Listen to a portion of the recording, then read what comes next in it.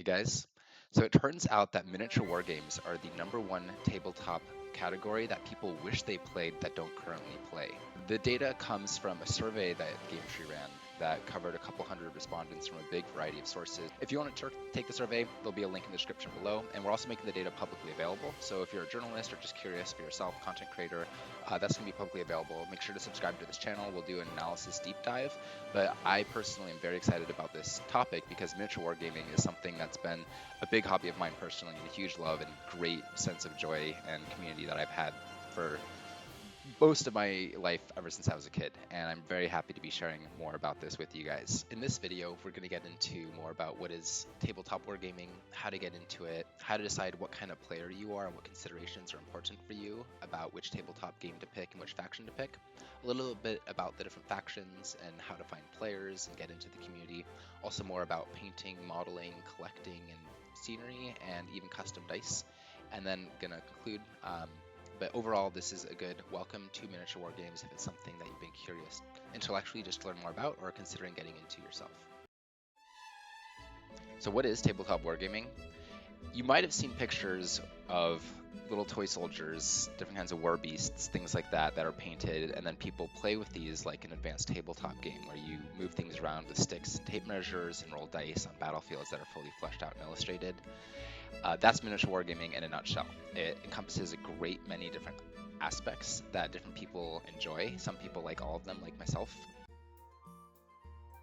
According to the survey, the biggest thing that holds people off is the price, especially because Warhammer by Games Workshop is the most popular of these games, and they tend to price gouge pretty aggressively. An army could cost $1,000 to even a few $1,000s, but there are a lot more games now. The industry is booming, and there are different choices, and there's also 3D printing as a way around this. I'll dive into this stuff more later.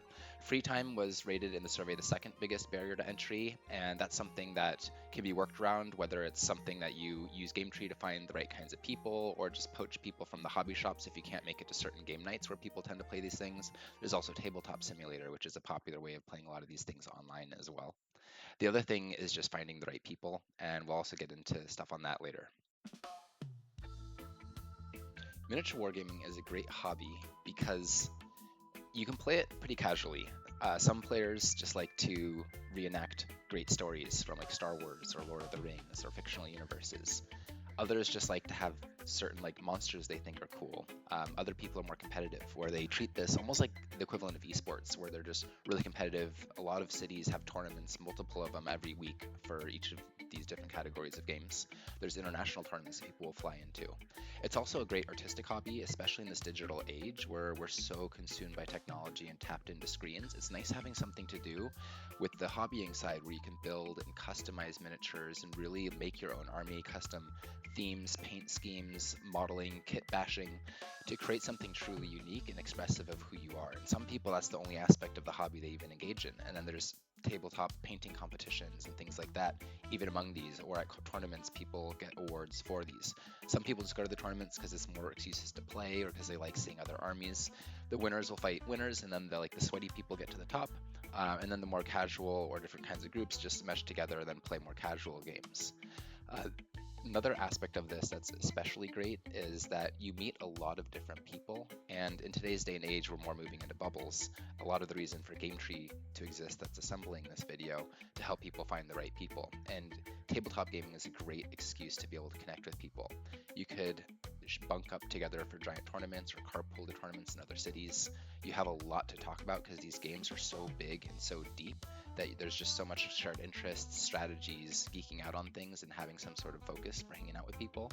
And then a lot of these communities at stores have a lot of people, so you'll be able to kind of cherry pick the people who you vibe with the most and to be able to really kick off relationships from there. It's also a great way to immerse in certain like hobbies or fandoms on a deeper level than you can often get in other kinds of verticals. For example, if you're like watching a show or a movie, you just get to watch it, but with miniature wargaming, you get to really live a lot of this stuff. And they have so many different aspects, from like cyberpunk type styles to like fantasy to just modern day, like pretty much everything. And we'll dive deeper into what are the different miniature war games and some aspects around thinking about how do you decide which one you personally want to get into, and a little bit more on each of those games. An important initial consideration when getting into this is to figure out what kind of player are you, and do you actually want to focus more on the playing side or the hobbying side? So if you're on the hobbying side, just pick whatever fits your price range and whatever looks cool to you. You don't even have to pick a specific miniature war game. You could just find models that you like, or there's tons of 3D prints available on Etsy, and you could just find stuff that you really like and just paint it. For the hobbying side, there's three general types of players. There's competitive, who just find the most fun and figuring out the best way to win. And these guys will follow the meta, like what are the popular strategies or the popular things in their community and what counters what, almost like rock, paper, scissors. They go to big tournaments and such.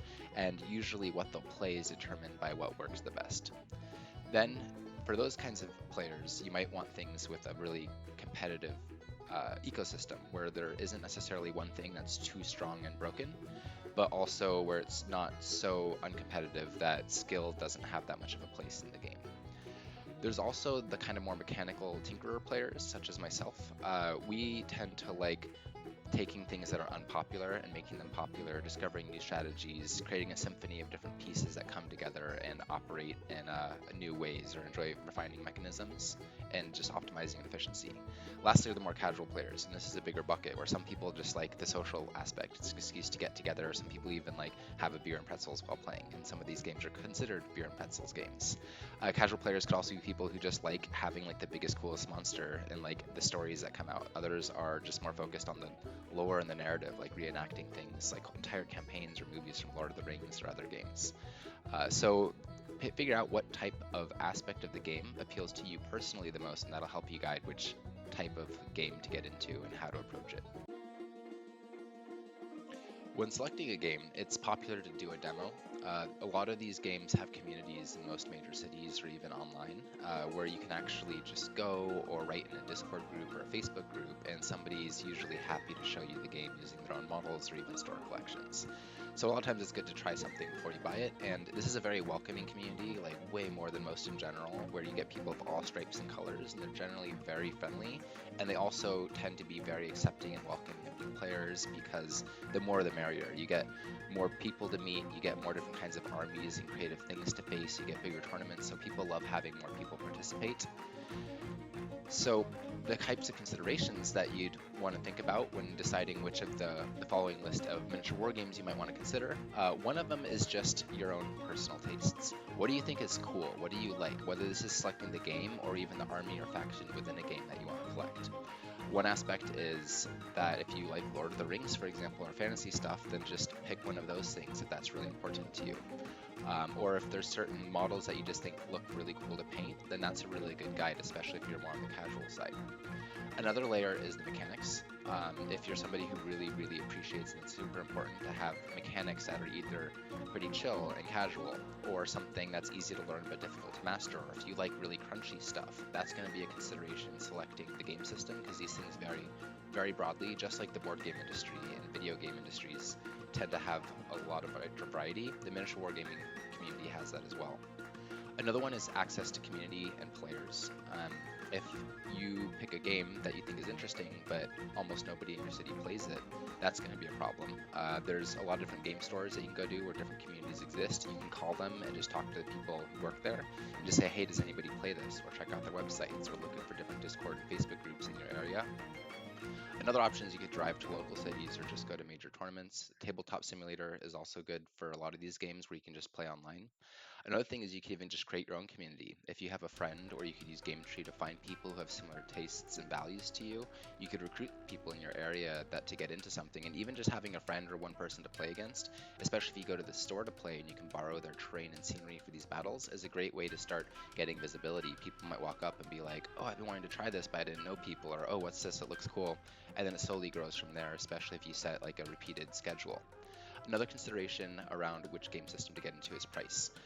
Games Workshop is a big one, where it's known as the most expensive, and that's why price has been a barrier for a lot of players. But even though it's the most popular one, there's still thriving communities for a lot of other games that you can get into for like less than $100 or a few $100, as opposed to like thousands. Another consideration is, and lastly, morality. If you want to support independent creators, for example, then maybe pick one of the more niche or indie games. I personally am not a fan of Games Workshop because, one, they tend to price gouge and overprice. It is the most popular, which is great for the community aspect, and they have the coolest looking models in a lot of the areas. But I just don't appreciate a company that charges so much money, especially at the scale they're pumping out, where they can charge like $50 or $60 for one little plastic model. 3D printing is a way around this, but a lot of tournaments and game stores don't allow 3D printing for Warhammer specifically, but they do allow it for most of the other games. Or if you're playing casually, then nobody really tends to care as long as you can kind of tell what the model represents. 3D printing can also expand the range of the types of models that you might prefer, certain sculpts or poses, for example, that some independent creator might have made over the official game store companies.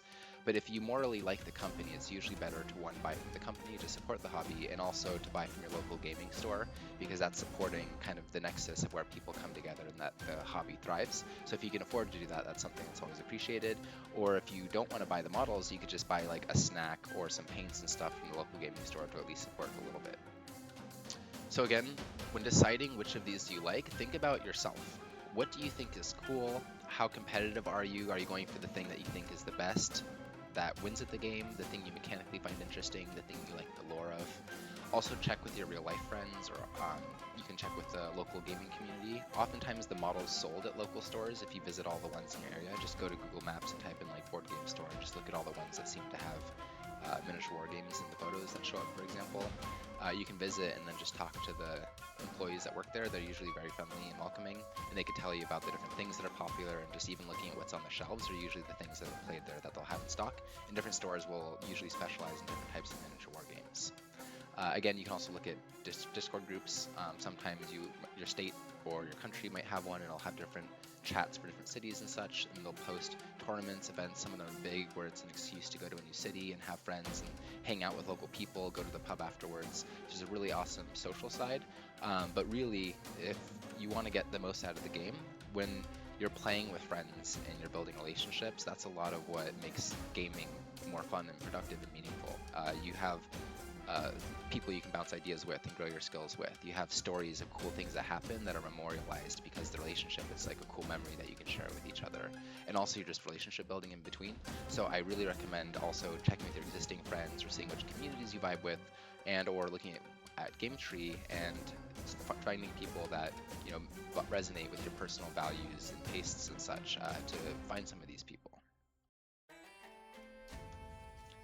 Here are the different kinds of most popular games and a little bit about each of them.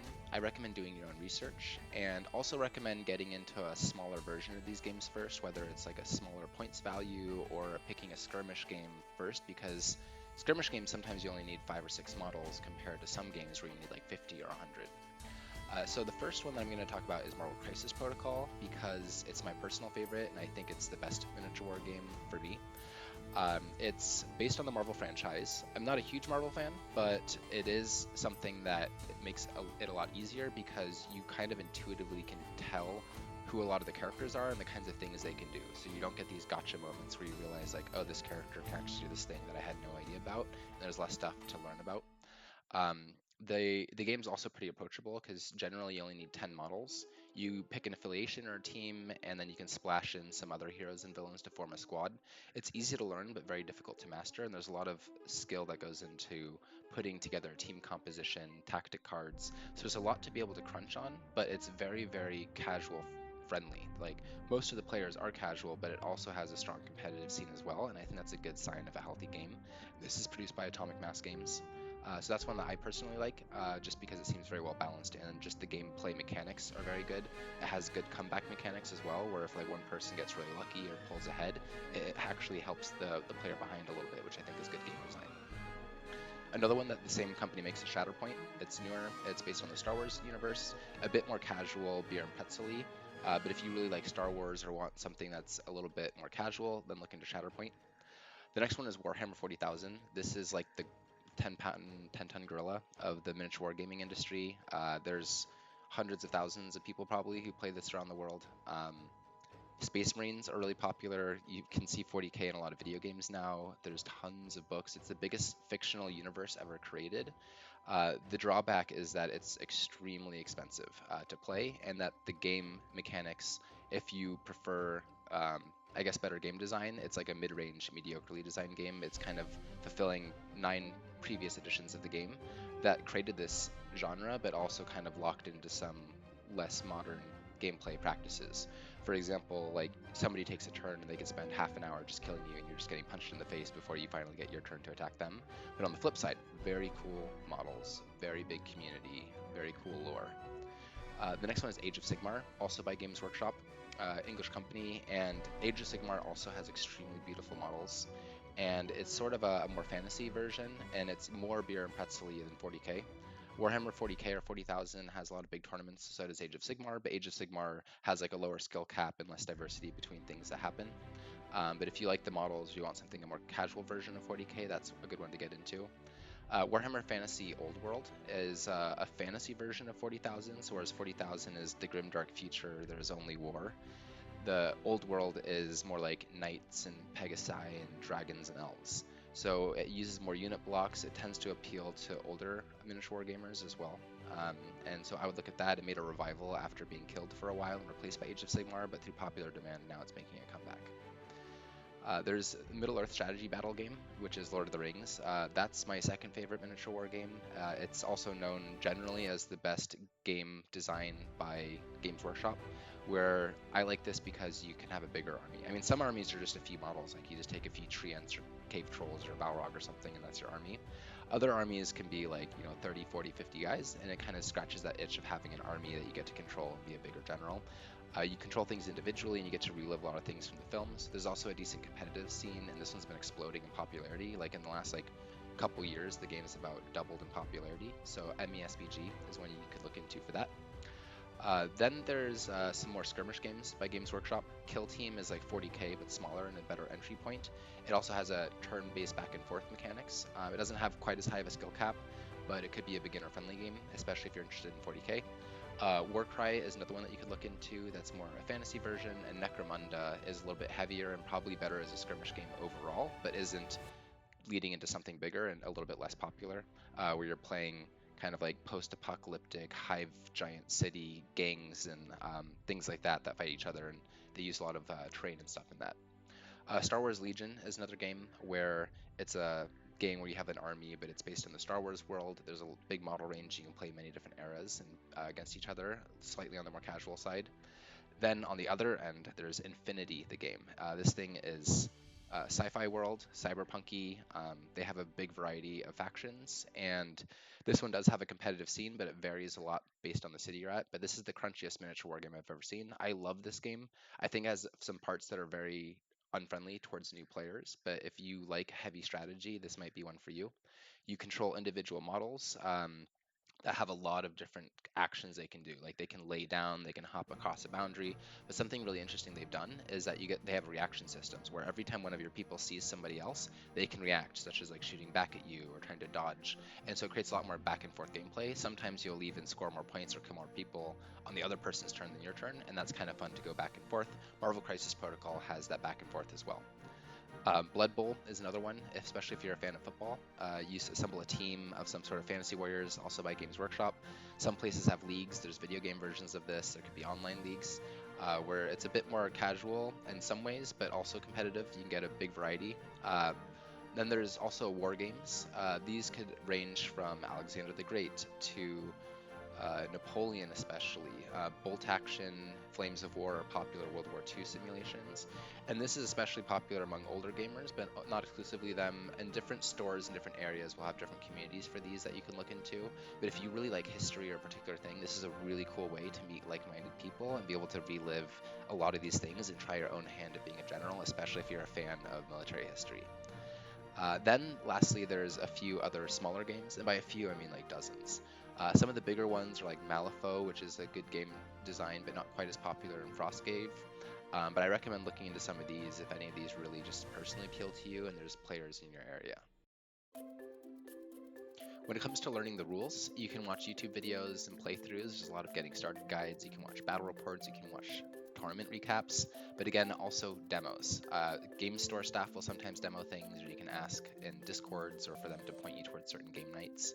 A lot of game stores have like Magic the Gathering and Pokemon nights, and it's the same thing for miniature war games, where they'll also have like recurring tournaments and such.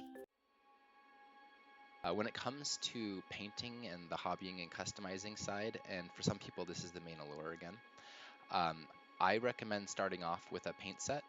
Usually there's like intro paint sets. Games Workshop has the Citadel range that tends to be high quality but overpriced.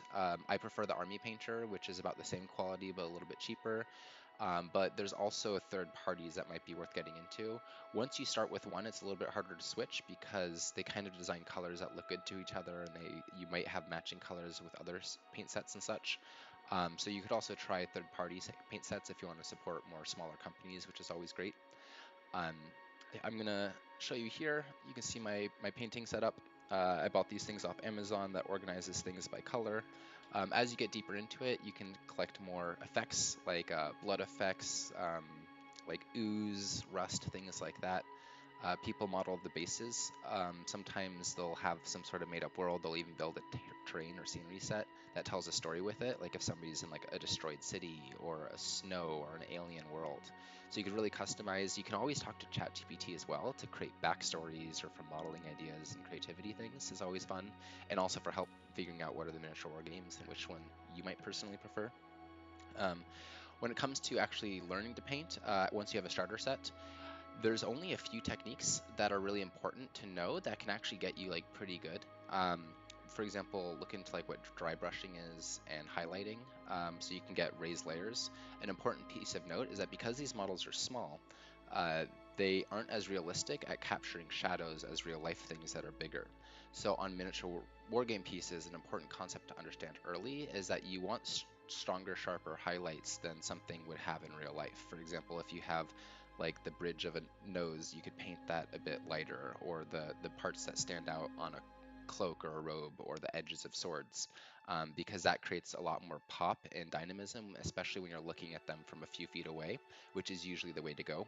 If painting isn't your thing, you can buy pre-painted armies off of eBay. If you want to get into a hobby cheaply and don't want to use 3D printing, you can also just buy bulk deals off of eBay and kind of batch things together, and that's a really easy, cheaper way to get into the hobby.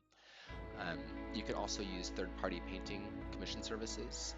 For example, you could just go online or find individual people and just say, hey, like I'll give you this much money if you paint these models, and then you can decide the quality. These guys don't all have to be great. Usually you build the bulk of your people if it's a larger scale game with a little bit lower quality, and then you focus a little bit more on like leaders, captains, special heroes, monsters, things like that, where you can dive in a bit deeper. For some people, again, this is the most fun part of the hobby. For others, this is something that they just want to get through and be able to spend more time playing. And in that case, I recommend spray painting models creates a base coat. And if you spray paint like black or gray and then white on top, it creates a natural highlight of shadows where all the raised surfaces get lightened. And then you can use these things called speed paints. And you might get that instead of alternative paints where you can just paint over stuff. And it's sort of like an ink that fills in all of the colors, and all the darker recesses seem darker and all the raised surfaces are naturally raised. So in one layer of paint, you can actually make something that looks pretty good and you can paint pretty quickly. Most tournaments, if there's a painting standard, is to have at least 3 different colors on the model, and that can be part of your army or game selection process is what looks good that isn't requiring too much effort to paint. Um, there's also at a lot of tournaments like a parade where people can bring all their armies together. And here's an example of one from a tournament at Adepticon for Lord of the Rings, where it's really fun just to see people's creativity and show off your own, make your own themes. I did one for Lord of the Rings that brings together dwarves, elves, and men from the Hobbit era, where after they won the Battle of the Five Armies and killed the dragon, they gather each year for like a holiday festival. And I found a goat skull while hiking Moria in New Zealand that's kind of like the dragon skull as a centerpiece. And every year they kind of go here to celebrate and to kind of hang out. And then one year they're invaded and people are trying to steal their presents. And that can be a concept to, funny way to initiate a game. Another element that can really add a lot of customization and fun to your game is custom dice. You can get generic dice, and a lot of games and starter sets will come with dice. I personally find a lot of joy in having thematic dice that just look really cool or that match your army. My personal favorite dice manufacturer is Baron of Dice. There's a code for them below. It's not something that we were planning to do as an affiliate. I just really like them. We made a partnership with them because They're just awesome. They make so many different dice. They're all custom made, and I personally get a lot of joy out of having these custom dice, and they have, I think, the highest quality and biggest variety.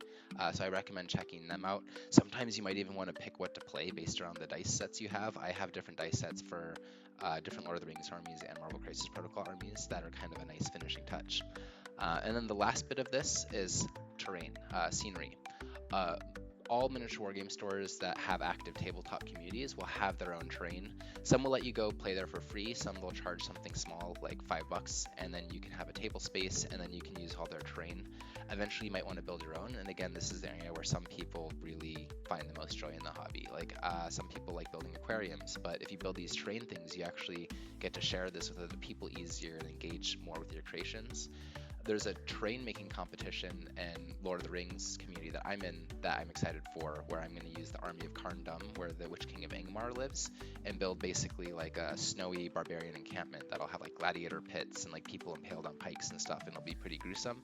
So having this is a great excuse to have more variety, and when you go to tournaments, part of the fun is just seeing all the different kinds of battlefields, futuristic cities, like alien landscapes that people create. At this point, you've got a pretty good deep dive on everything about miniature war games, from what they are, how to get into them, how to find people, which ones to pick, and how to assemble, build, and paint armies. I really hope that you look into this if it's something that you think might be appealing to you, because again, for me, it's been such a big fascination, and especially over time, I've been getting deeper and deeper and switching less from video games to engaging in real life more and hanging out with people more in person. It's been such a satisfying thing to do. Also, board games can be very challenging to coordinate certain people's schedules, but with a lot of these miniature war games, they have certain nights of the week where you just go and it's very repetitively scheduled, so you can have something as an option to do at any time with that. And then the bigger tournaments are great to be able to immerse. There's a lot of podcasts for most of these miniature war games. Some are focused more on the lore, some on the strategy. That can be kind of fun to follow along, and there's really great community with these things, and miniature war gaming is just such a great hobby that I hope you get to enjoy, because apparently a lot of people have been really curious about this, and now you have some more information to dig into it more for yourself.